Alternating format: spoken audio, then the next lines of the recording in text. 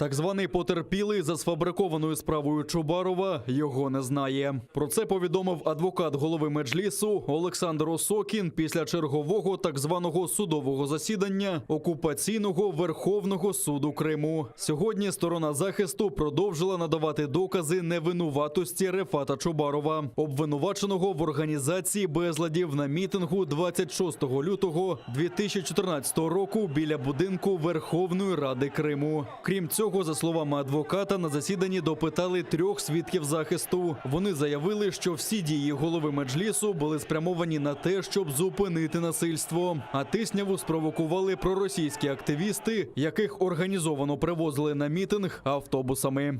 В ходе допроса потерпевший пояснил, что никаких претензий к Чубарову Рефату Абдурахмановичу он не имеет. Больше того, он и не знает, кто это вообще.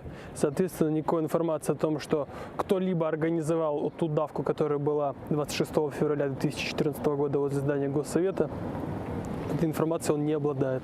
Окупаційні кримські слідчі висунули голові Меджлісу звинувачення за 2 статтями. Йому закидають організацію масових заворушень та публічні заклики до порушення цілісності Росії. Так званий суд почався у липні минулого року. В Лондоні